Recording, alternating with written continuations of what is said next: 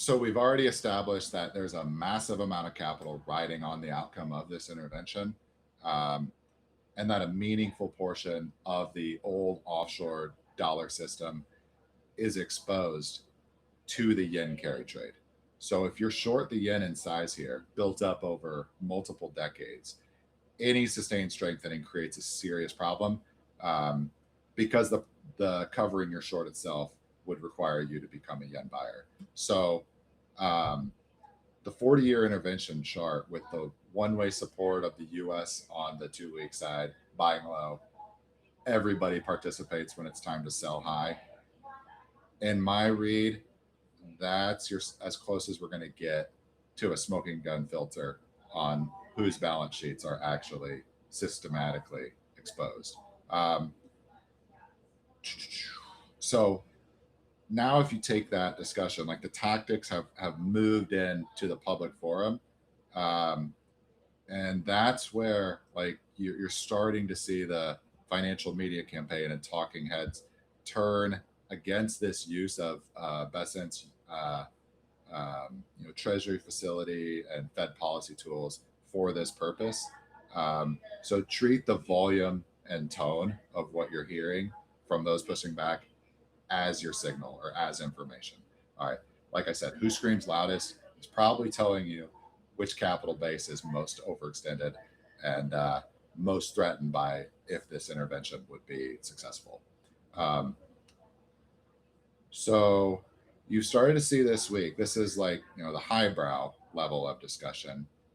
Notably, there was a August 4th article in the New York Times where you're like just demonstrating that we're starting to see the trusted financial media coverage leaning towards like heavily questioning skepticism, or like it's not a stretch to use the word scrutinizing the Treasury's action as far as the intervention. It's almost a copy paste of the noise that came around the similar episode last October with the FX intervention in Argentina, right? So you're seeing like think tank figures such as Robin Brooks at Brookings and Mark Sobel at CSIS, helping to steer the debate, to move the window of framing this solution as a public debt restructuring matter, and onto the governments themselves and away from the cross-border banking and financial channels themselves. All right. So these are sophisticated people who understand the mechanics that we've described this entire episode. So I don't think the important question isn't whether they actually understand the issue. The question that needs to be asked is why the debate is being redirected towards this particular frame at this particular moment. And Yeah. again, the obvious answer is this is coming from whoever on the other side has the most to lose. And like, trust me, there is a lot to lose here. All right.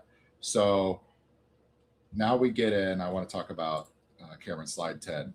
Examining, if you look at the financial media coverage over the last couple of weeks, I got a collage here of mainstream media outlets. We got American Banker, CNBC, Market Watch, FT, some podcasts, but you see everybody hitting on this theme as though there's, I know we just lost John C. Dvorak with the No Agenda podcast, right? The media deconstruction. I mean, this is just an homage. John C. Dvorak, rest in peace. But you can see this targeted theme.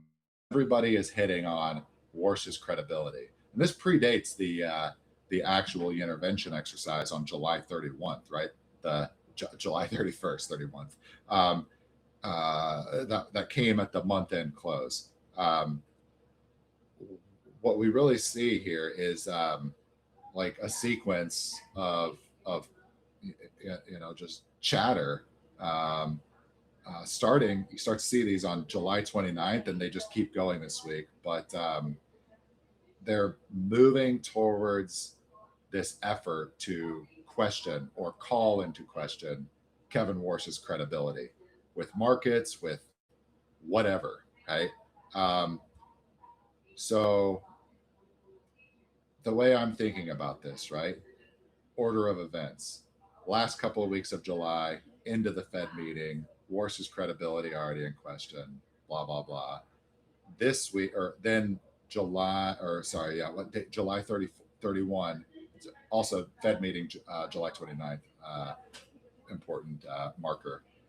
July 31st, we get the intervention. And then this whole week, the topic has shifted into FOMC, the FEMA facility, and what the next stage in escalation is going to look like. So if you think about this, like we talked about the troops lining up on two sides of the battlefield, right?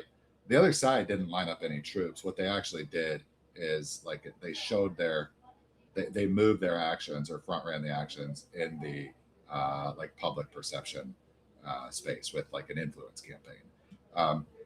So in my mind, as an outsider trying to read between the lines and see the facts and piece them together, what looks like the smoking gun that gets to the heart of the matter here about the thing being fought over at this point is the Nick Timiraos 3-post thread dated August 4th, Tuesday of this week.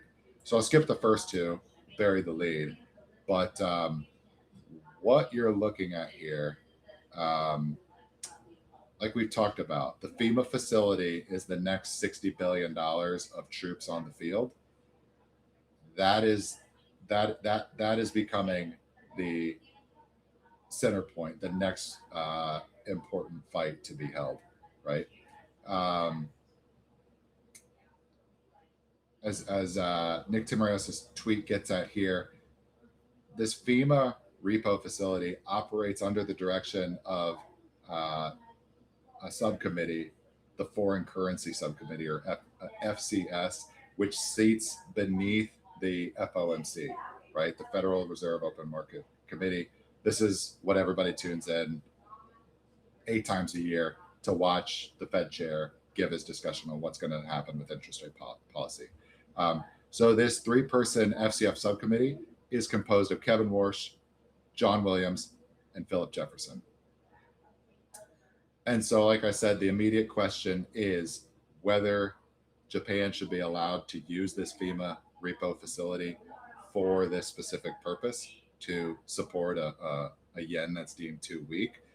But you get into now, talk about the other two members of this subcommittee.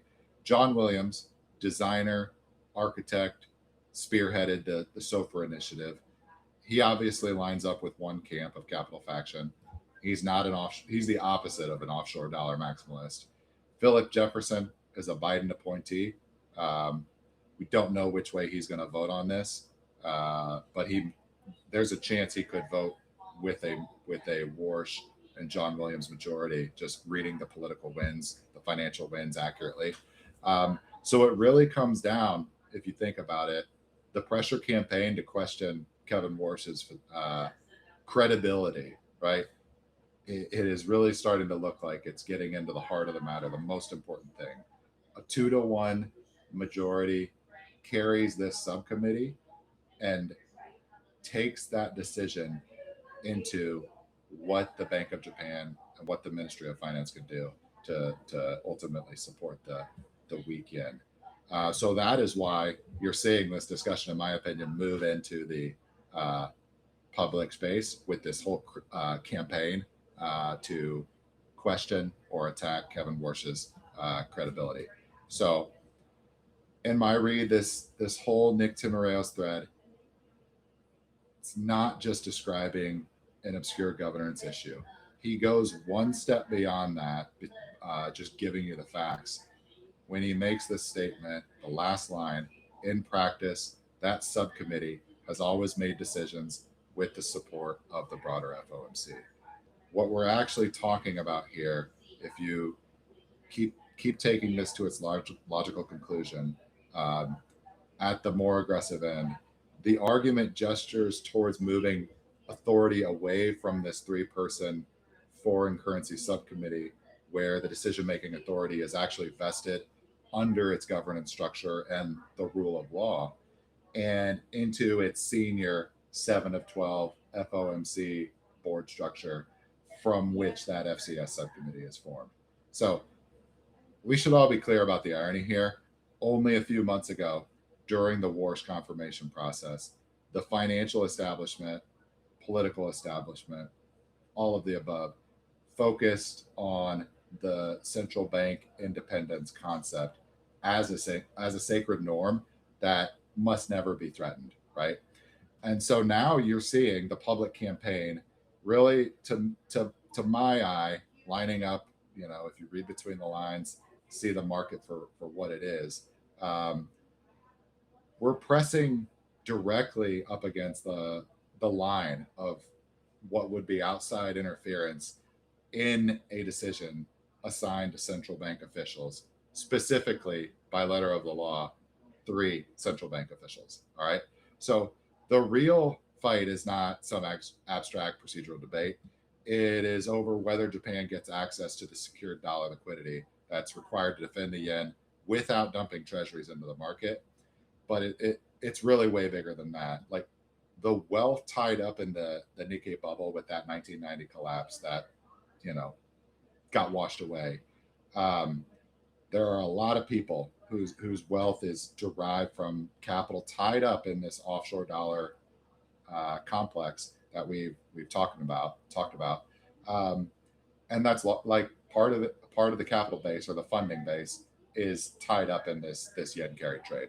Um, so there's a whole lot riding on the line here, um, and so far we haven't seen any public statements from Kevin Warsh or John Williams on this FEMA matter. They've largely stayed out of the limelight. But what we have seen, this was this week, is Secretary Bessent step forward as the public attack dog in this proxy war. So underneath all of this kayfabe, this is why I say it's Real Housewives is essentially where this has gone. But what's really going on in my mind, this is the direction the yen takes from here. Um, Whether it strengthens or weakens, right? The bulls versus the bears. Um, there's a whole lot riding on this outcome. And so Japan right now has moved into the center of attention as the key battlefront. Um, and its importance goes well beyond just the foreign exchange market. It's, you know, kind of we see this in other realms here or on other planes in this big picture uh, era of transition. But Japan's a central hub for military and defense projection into Southeast Asia and the South Pacific. It's also a major industrial um, base, like to plug into global supply chains. Um, and it's also essential to capital formation required for the build out of this kind of 21st century AI robotics economy.